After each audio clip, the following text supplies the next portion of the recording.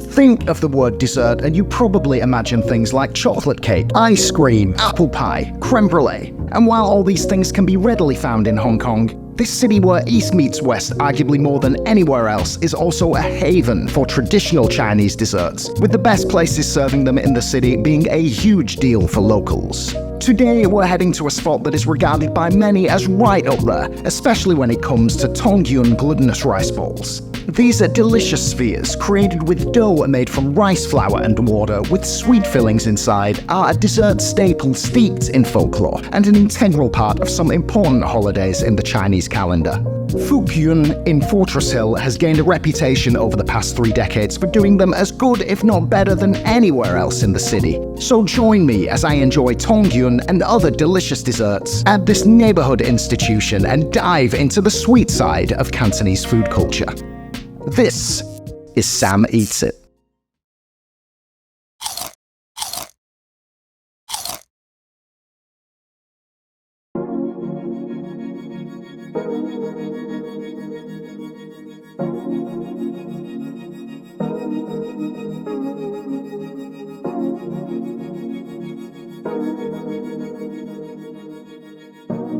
Hey guys, thank you as always for joining me. Today we're in Fortress Hill, a residential neighbourhood in the east of Hong Kong Island, and behind me is Fook Yuen.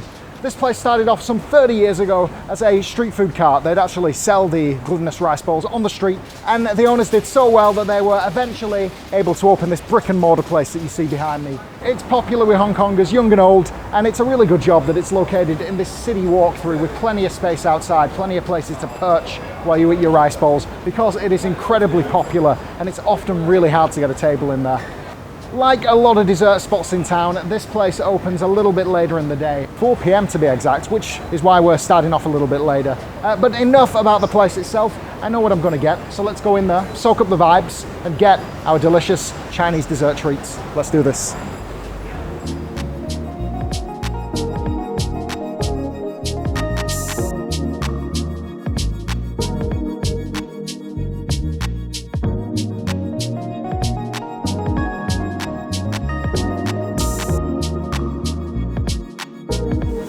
Tangyan da and yam zi yam lo. Yeah.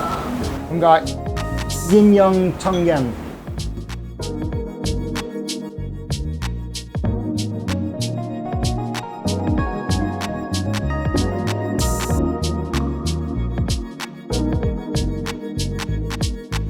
Go side.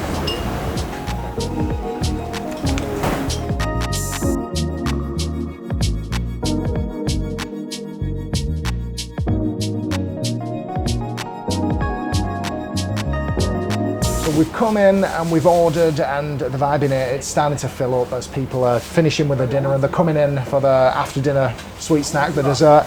We ordered the mango pomelo, we ordered the almond soup and the tangyan. So let's first concentrate on the reason that we're here, the tangyan, right? As I said in the intro, tangyan are really important to a number of Chinese festivals, namely the winter solstice and the Lantern Festival, which falls on the 15th day of the Chinese New Year.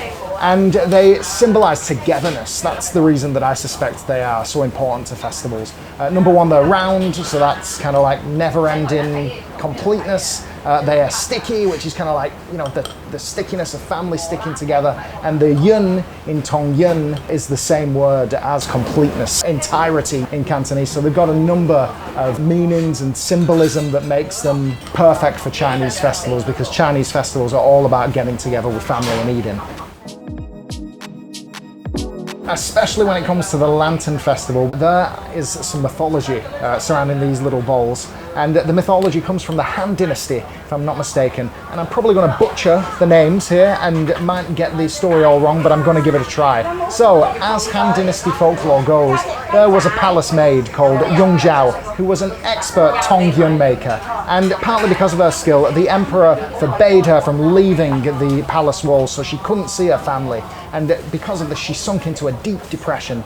Now, one of the emperor's advisors, called Dong Fang, who was also a reputed fortune teller, he saw the young girl's anguish, and wanting to help her, he thought of a plan.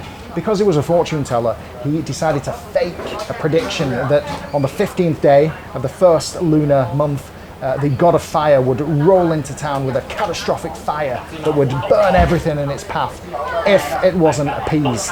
The emperor, panicking after hearing this prediction, came to Dongfang and he said, well, what should we do? And Dongfang said, you know what we need to do? Because the god of fire is fond of tangyan, which the story goes that he was, we need to make as many of these bowls as we can. And we need to enlist Yang Zhao and all the town to help.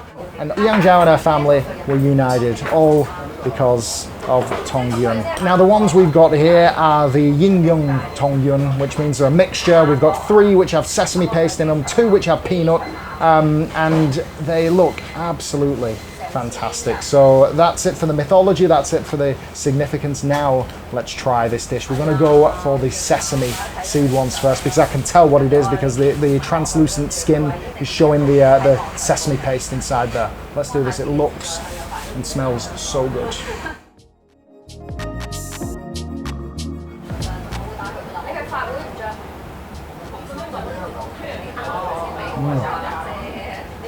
Look at that. As you can see, I've bitten into it here and the sesame paste just kind of like oozes out of it like lava. The smell is so satisfying. It's kind of like, you know what sesame smells like? It's that really fragrant sesame smell, and it's kind of just punched through with this ginger soup that the bowls are all bathing in. So I bit it, I'm keen for more, so let's go and down this bowl now in one. Let's do it and I'll tell you how it tastes.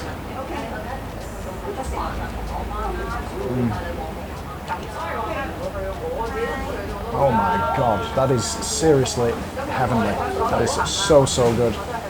Really sweet, but not like overpowering. It's just like warm, delicious mud just swirling around your mouth and then disappearing down your throat. It's really good. And then you kind of brought that down to earth with that zingy ginger soup. Let's get some more of that soup. I don't know whether you're supposed to do this part of this dessert. Am I breaking any rules here? I don't know. But it's delicious regardless. Let's have a look. Oh, yeah, zingy. Look like a nice zing. Kind of like a hot hug on your throat. It is, it's really nice that. Yeah, and it's super zingy. A little bit spicy, but I do like ginger, so have some more of that. Really nice, really nice. It's kind of warming, the ginger, and I feel like that might be a reason that this is such a popular dish, winter solstice and Chinese New Year, both during winter, because with the ginger soup, you know, you've got these hot, sweet bowls and this spicy, nice and warm ginger soup. It is a very warming meal, as well as it being sweet and rewarding in that way. It also warms you up. Now let's go for the peanut. There are only 2 of these, remember. 2 out of 5. So let's do this.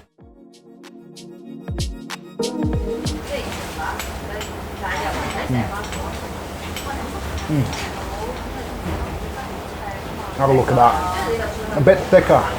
The peanut paste doesn't just ooze out like the sesame paste does, but yeah, it's still absolutely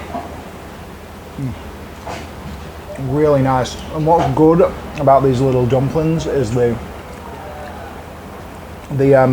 dough on the outside. It's not too thick, so it doesn't overwhelm you with stodge. It's nice and thin, as you can see by the translucency of the sesame paste one.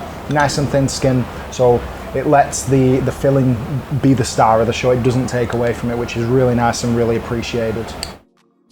I think if I had to pick between the peanut and the sesame paste, although they're both absolutely delicious, I'm sorry, that sesame paste just does it for me. It's so, so nice. A lot of people who are coming in and ordering the bowls to go are only getting sesame, so that must be the crowd favorite, and I completely agree. I completely see why.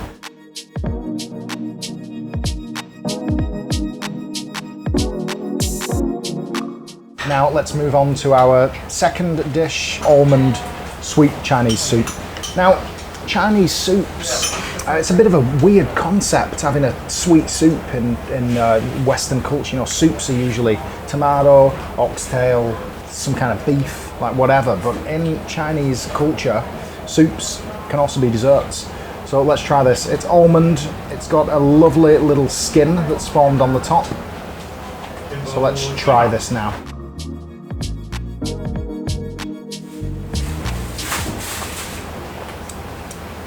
Yeah, tastes almondy, but totally not like almond milk.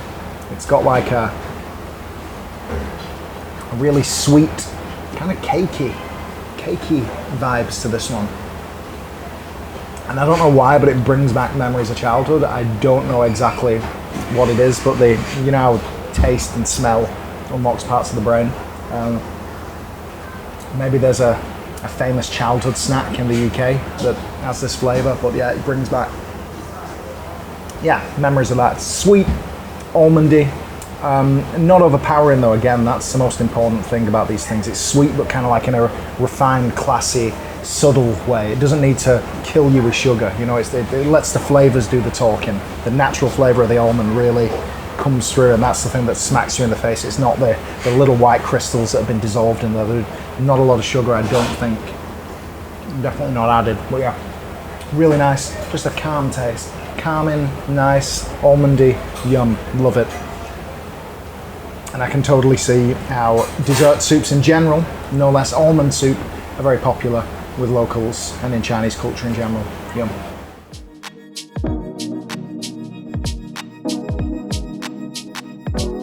Okay, so now we've done the tangyan, the almond soup. Now for the finale. And this is the only cold dish out of the three. These have been hot, quite warm, and this is lovely and cool. And this, of course, is the mango pomelo sago.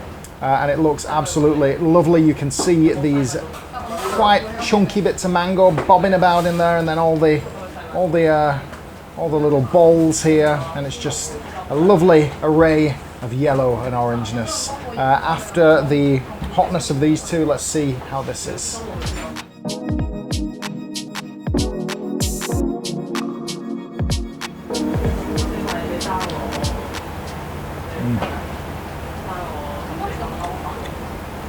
One more.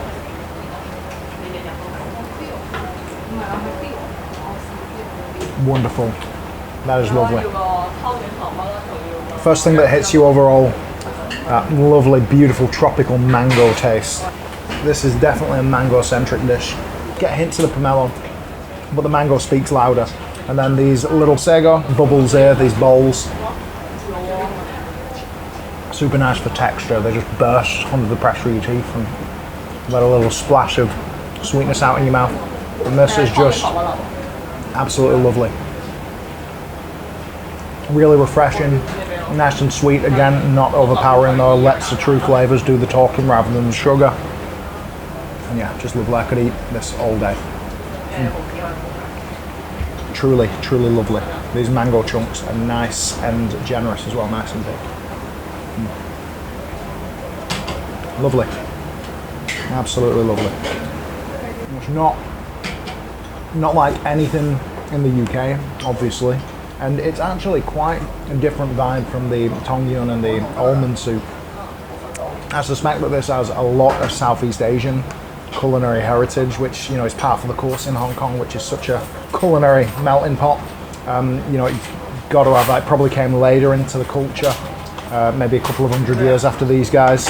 But even so, it definitely belongs and has a place in a traditional Chinese dessert, a place such as Fook Yuen. And it's popular on the menu. I can see people across from me have ordered exactly the same thing. Wonder if they'll enjoy it like I do. Yummy. Really nice.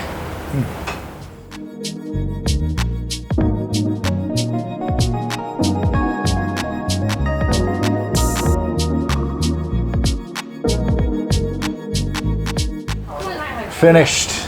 And I can honestly say that the three dishes were absolutely wonderful. This one was a real treat at the end, really nice and refreshing. The almond soup was definitely third place, but you know, it definitely has a place, and I can see why Chinese soups in general are popular for dessert. It was quite nice, but of course, this was the best, the headliner, the Ying-Yun Tong-Yun. It was just absolutely fantastic. And I mean, what a way to finish a meal. You know, if you've gone out for your dinner and then you come here and you'll get some meal finishing dessert like this, it's just a really cool way to try some flavors that we just don't have in Western cuisine, definitely not Western desserts, in an environment that is another hole in the wall that a lot of Westerners, a lot of foreigners living in the city either don't know about or have probably never eaten in.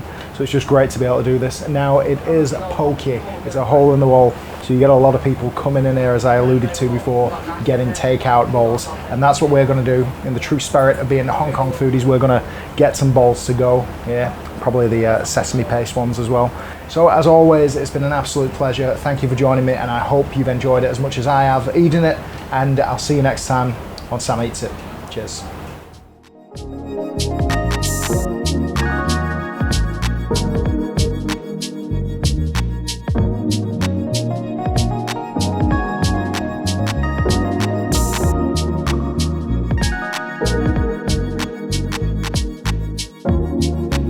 And that concludes our trip to Fook Yuen. We hope you enjoyed this episode, and if so, make sure to like, subscribe, share this video with all your foodie friends, hit the notification bell, and of course, let us know in the comments where you'd like us to visit next.